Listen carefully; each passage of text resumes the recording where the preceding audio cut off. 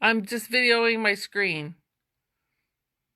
All right. Okay, but people aren't going to be able to see that, are they? Yes, it's live right now. Okay, that's fine. Yeah. Okay. Okay. Super. Let's go ahead and call this meeting of the Law, Ordinance, Zoning, and Permits Committee to order. It's about 7:04. For all the members are present. That includes Mr. Triplett, Mr. Baldinger, and Mr. Richard. Before I go to check the minutes here, I'd like to ask the members. Julie came up with this a little bit easier formatting for the minutes. I'd like to get your input. What do you think of that? Is there any issues with it, or you know what I mean? It's fine by me. I don't have any problems with it. I did relabel it, Gail, so it's easier. I did relabel it so it's more properly labeled. Although I know what you're doing. Yeah, I did properly label it though this time. So.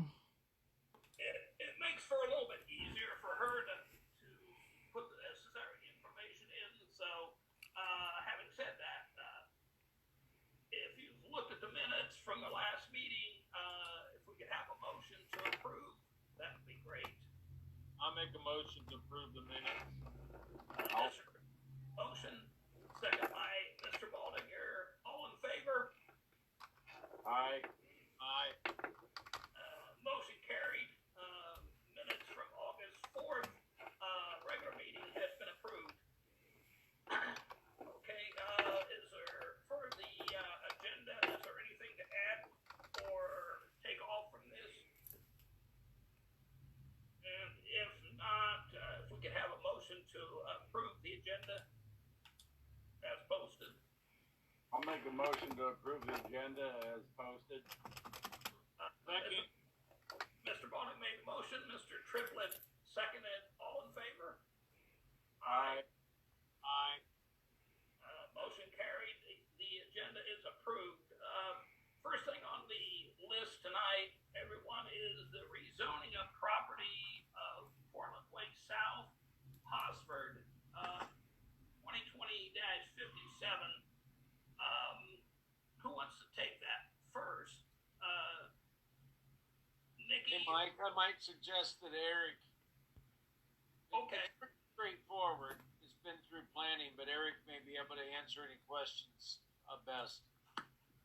Thank you, Mayor. Yes, this is for the same owners, the company that owns Mill Creek Nursing Home.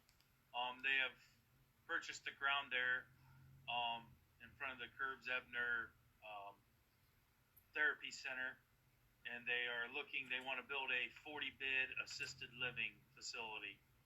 And that needs to be in the GC district, and that land currently is zoned in the RO district.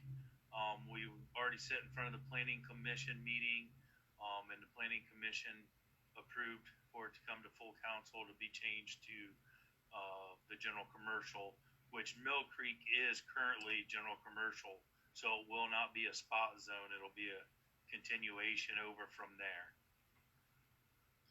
So you can see on there the site plan. That's just a tentative site plan, all preliminary. Their goal is they want to try to get construction started hopefully around March. Was the last I had talked to the engineer was his plan.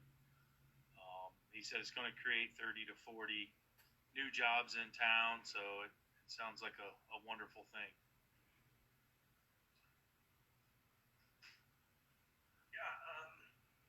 I agree with that, Eric. Anybody have any comments or questions? No, I'm pretty much good with that. The only thing, what is the bowling alley right now currently zoned as? I don't have a zoning map in front of me, and I don't remember off the top of my head. It's either GI or GC.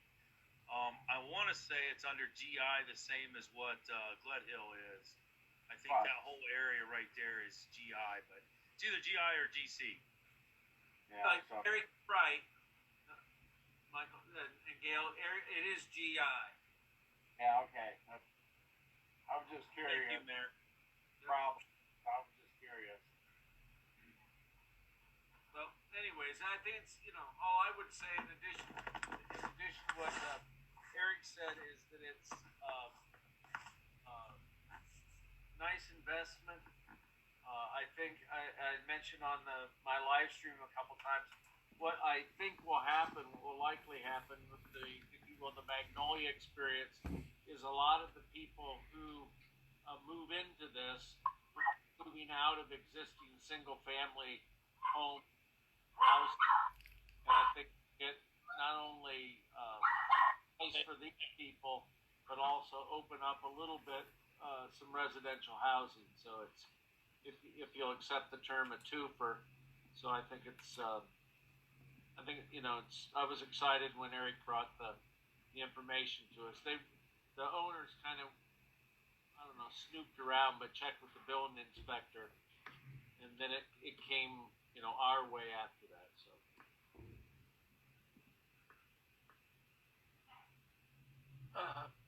Anybody else have anything on this?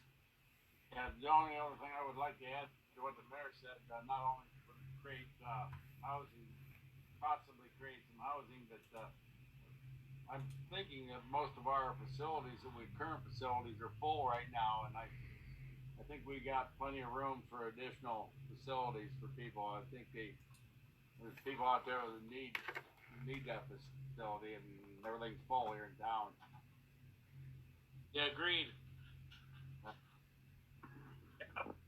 Like to add too is that's a great location with the other proximity, the other two entities out there.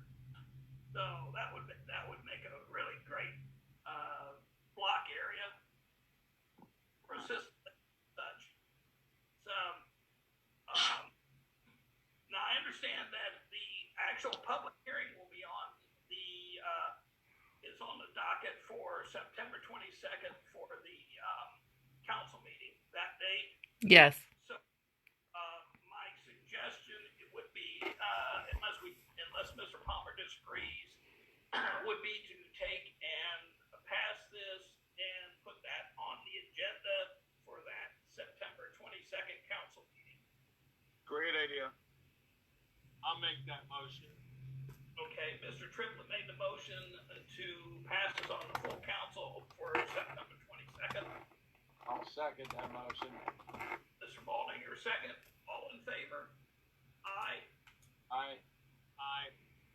Motion carried. This will move on to full council for September 22nd then. The next thing on the agenda is, as Julie listed, was trees. Can't be any more generic. This is a continuation of a discussion that we're having for everybody that's listening concerning issues with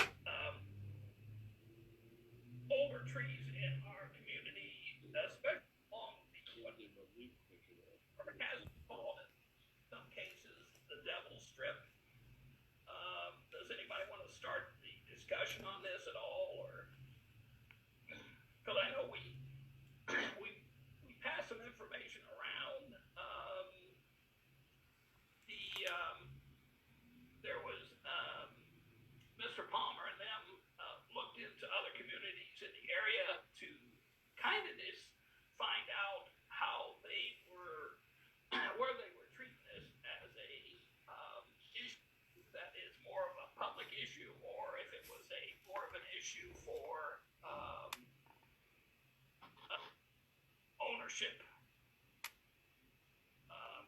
Yes, I'm not expressing that very well. If somebody would like to pick this up, I'd appreciate it. Well, as you shared, Mike, what we did, Julie and I did over the last few days actually, was to look at several communities. Locally, we looked at Shelby, Bucyrus, and Tiffin, but Julie also contacted through her clerk's list or other communities around Ohio. And basically what we were looking for was to see whether or not, as you just mentioned, Mike, whether or not these communities have approached trees and tree maintenance for these trees in the tree lawn, either from a point of view of city ownership and city taking control and of maintenance and everything else to do with those trees, or if they're primarily an ordinance that focuses on owner responsibility. And I think we came up with about 10 examples, give or take. And I think Julie sent those out. And the vast majority do have responsibility for maintaining those trees with the property owners. And that would include Bucyrus and Shelby and Tiffin. And what the city can or does do in those communities. And again, I want to stress that this is just on paper. This doesn't necessarily mean that they follow through with these things. But on paper, their ordinances say that the city has the ability to inspect and to require owners to take care of those trees to a certain standard. Those typically have to do with how far they are off of the sidewalk or street, and that differs from community to community. But the city can require them to do that, and if they don't, the city then can do it themselves. And sort of like mowing, we can then turn around, or those cities can turn around and assess that as a lien on their property. Now, again, I want to stress this is what we have found in terms of what is on paper in those communities, what their ordinances say. The practicalities of that may differ. Obviously, we have had a similar thing, but we've actually had basically two different ways at the same time in our ordinances, and that is one of the ways that's specified in our ordinances. And obviously, we have not made a routine habit of citing property owners for tree maintenance. But you charged us with looking at that, Julie. Is that a fair description? Yeah. Anything more you want to add, Julie? No, yeah, like some of them, I've only got like a few back, and most of them do have some administrative element where they have to get like, permission, or some of them, one of them, you couldn't even plant flowers in the Devil Strip area or they'd be pulled out. It's like, okay. So, yeah, I mean, all different, sorts of control. You had, to the very strict to, where the city did it all with Worthington and the other one. So. One thing that would, in my opinion, from reading the ordinance, we have the way it reads is that they have to keep them maintained at 8 feet in height off of the streets and alleys and sidewalks, which from the enforcement end isn't enough, because legal road height is 13'6". So I feel whatever we do, we need to make sure that changes gets made in that ordinance, at least over the streets and alleys, stating that they must be maintained to a height of 14 feet or whatever you guys would like to choose over the roads and alleys. The sidewalks, if you want to stay with the 8 feet over sidewalks, that's completely up to you guys. So that's enough height, but it does, some areas it can make it feel tight at 8 feet, but it's just my opinions. But the roads and alleys, I definitely think would need to be changed if that's the route we want to take. Mr. Mayor, you had expressed a concern about some conflicts in the ordinances listed for this. Did you have any information you wanted to offer? He's muted. Oh, hold on. Let's see if I can get him unmuted.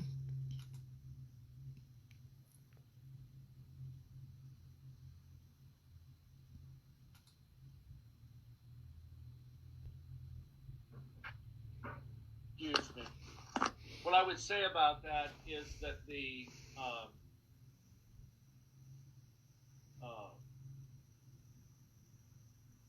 if you look at the ordinance, it includes a step that reads like what happened was that it used to say city manager, the mayor was dropped in there. So if there's what I would describe as a minor rewrite, sort of like Eric was talking about, some of the technical things like the height over a street for visibility and for, we don't have the limbs hanging out and clipping trees, that sort of thing. We also should look at that administrative part of it.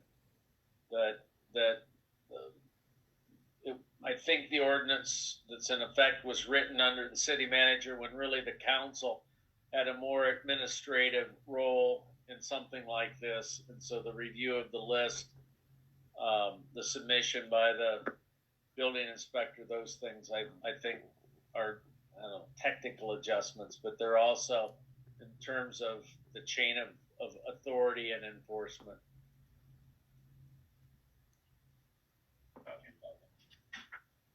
Well, I know one of the things that was brought up last time was the issue of some of these trees are in, well, maybe not bad shape now, but they're fairly old trees, and they may in the very near future pose issues.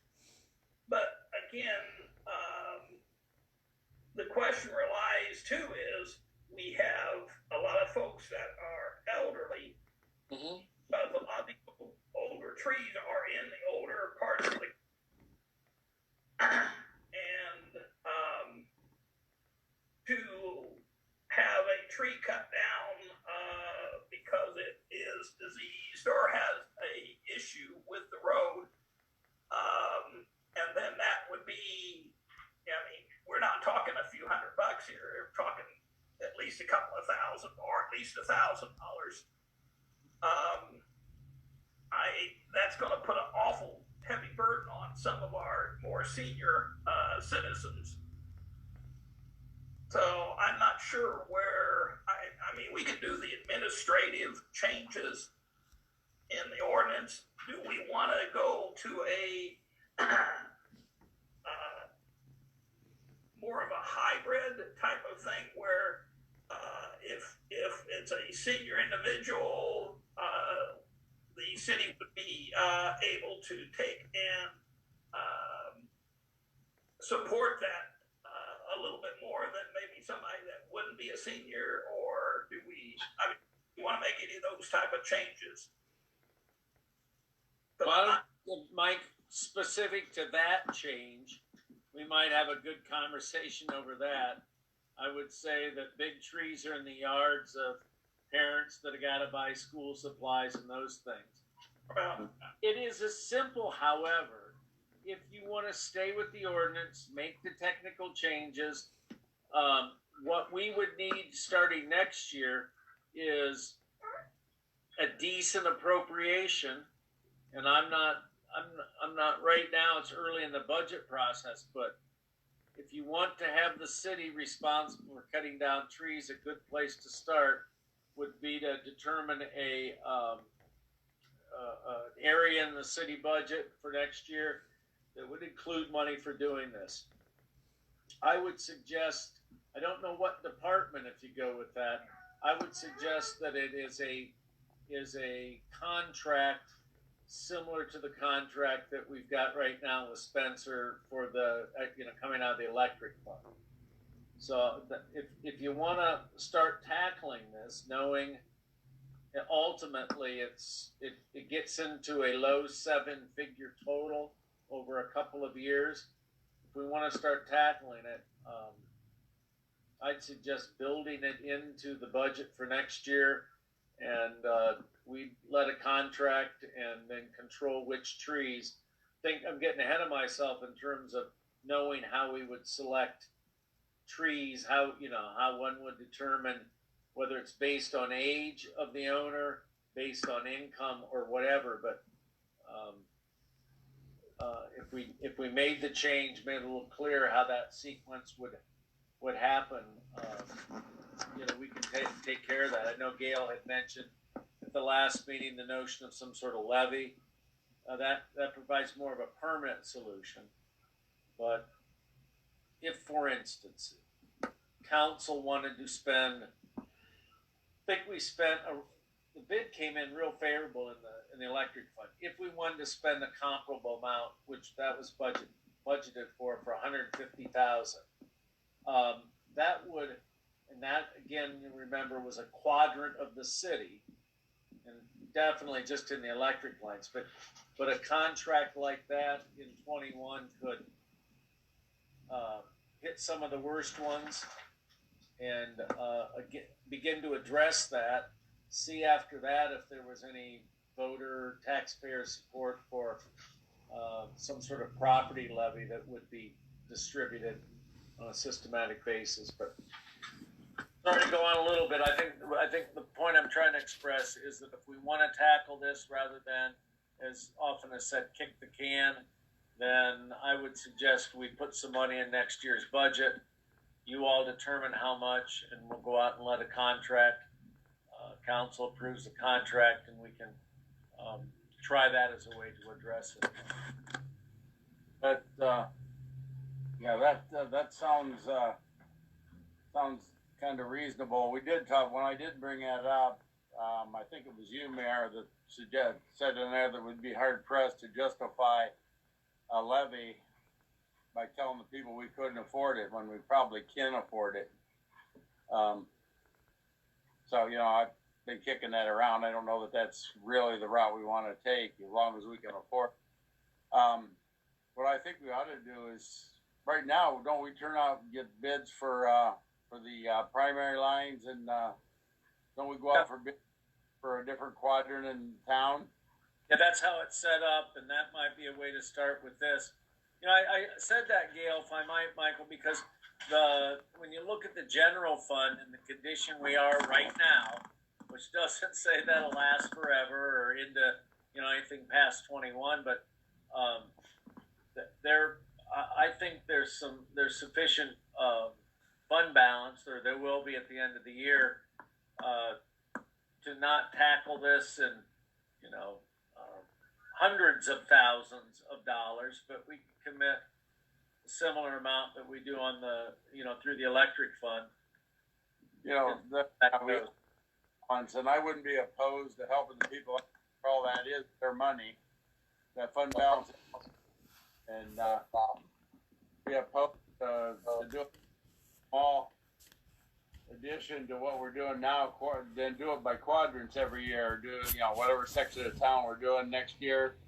Add a few bucks to take care of the trees in that quadrant, and then next year we'll pick. We can do that. So I don't know what it would take to get how many trees we could get down for. I'm just going to throw a number out there: $100,000 to $150,000. I don't. You know, if it's 1,500, and we could probably, there's probably an active Zoom debate over what the right price is. Maybe somebody participating knows the number, but let's just say 1,500. You know, that would, my arithmetic's not off terribly. I think that gets us 100. That would have a big impact, particularly if it was, you know, strategic and planned and those sorts of things. Right. So I would say that 1,500's a really close price, Mayor. Okay. I'd say that's a good average. And then the difficulty of getting it down, that some may be a little bit higher, some may be lower. And we got stump grinding. That number doesn't include that. I believe that not as if it ever happens in the service department, but when there's a little bit of downtime, we could grind the stumps. Probably should hesitate by offering too many in-house hours, but if you remember the ash trees in Heisey Park, the stump sat there for a while, and as schedules worked out, they were able to go grind those out. So that something like that might be incorporated for some in-house contribution. We could tackle, you know, that many trees in each section, and every 4 years we'd be revisiting that section again. Yeah. Yeah. So I mean, I think we dump out $1 million to sound like a big shot. all at once, the point you're making is then at some point down the road, they're all going to need cut at the same time. So if we do a little bit of staging, then whenever the next group of us has to, either put in more money or address that it's not, the whole town won't need addressed at the same time. Yeah. It would be nice if we had a qualified arborist to kind of guide us on which ones are the most dangerous trees. Because some can be really dangerous and don't appear to be dangerous, Yeah, this is going to sound like a friendly game of ping pong or something, but I'll hit that back across saying that's a really good idea. And I'll even say, for the sense of humor of it, that I was thinking about that because there will be some contention when we start this. Why did you pick so-and-so's tree and not this tree? So I think that's a really good idea. I'll take the politics out of it a lot, too. Oh, yeah, that's what I mean. It's like your phone won't ring as much. Eric's phone will still ring, or wherever they perceive and get them hooked up. But, it's a good idea. And I don't think it would cost that much to bring them on right before this contract's going on. Pay them a little bit, since it came up, pay them a little bit to do the inspection. Think It was that 10,000 in Cut down 95. properly, etc. What's that, Mark? It was $10,000 in 95 to have the trees rated in the right of way. Okay. Well, then you'd probably do that 25 hundo if you did it in quarters. That's not a real big number. Or we could get that assessment all citywide at once, but I'm sure it's much more than that now, but we know what it was in the past.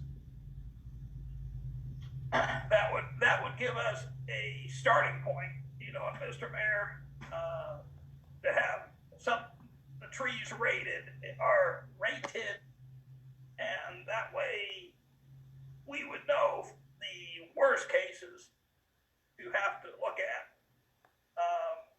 Just for the folks listening, we are talking about the trees on the lawn strip, which is the devil strip, or the strip between, say, like your sidewalk and the street. So just to make that clear. Yeah, anything inside your property line stakes is the owner's. There's no question on that.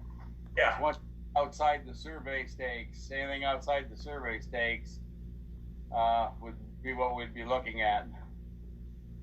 Right. Well, and I'll add this. We when I say that, as not necessarily us, but past councils and past administrations have looked at this problem off and on, and it's kind of, as the mayor alluded to, it's kind of been kicked down the road a little bit. I really think that it's time that we need to get it cleaned up and make a decision one way or another. You know what I mean? Yeah, I agree, and I think we need to do it systematically and a little bit at a time. And correct. I think the person that wins the bid would probably give us enough knowledge to be able to select X number of trees. So we meet with somebody with the city and select and meet with him to select the X number of trees that they want to take care of each year. Yeah. What do you think, Mark? Well, I think everybody knows what I think, but that's a good idea to use taxpayer money. It's their money, and I would even say go 200,000. Yeah, you have enough trees that are bad in the tree lawn area around town. Now, some of these will be taken care of by the elected. So, having them graded like they did back in 95, I think that would be a good idea. Yeah. Professional. I'm just suggesting to add whatever we decide to the to the budget that we do every year, and just turn it all out for one bid. And one bidder, and let him take care of all of it.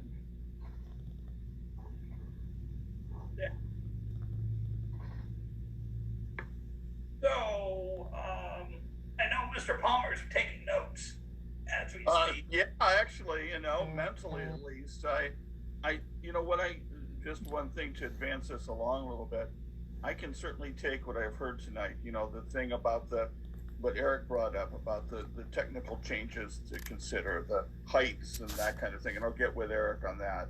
And then also, as the mayor shared, cleaning up that administrative part, taking the role of council, which is in there, which is inconsistent with the rest of the ordinance, taking it out, putting that responsibility in that, where it belongs, and get you something to look at maybe at your next meeting in terms of a proposed ordinance that would do the cleaning up part of it, based on the assumption that council will be looking at an appropriation in the next budget. I think we're gonna have to look at something. I mean, we're gonna have to start taking care of this stuff. We're getting sidewalk damage and everything else, so. Yep.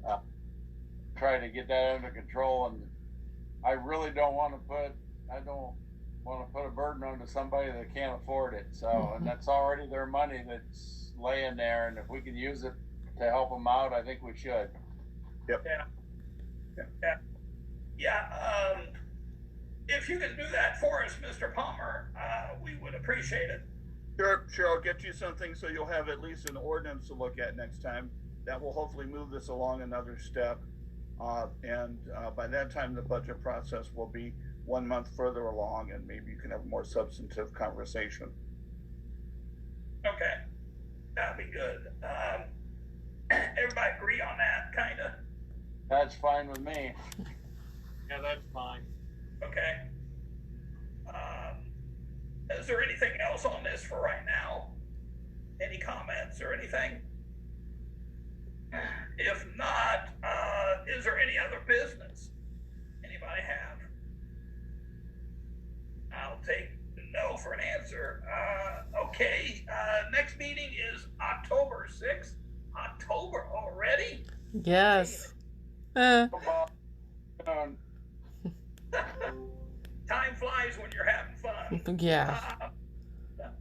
So, and with that, unless anybody has anything else, I'll ask for a motion to adjourn. I'll make a motion to adjourn. Mr. Tripp, motion to adjourn. I'll second. And Mr. Balding, you're seconded. All in favor? Aye. Aye. Motion carried. We are adjourned at 7:36. Thanks, guys.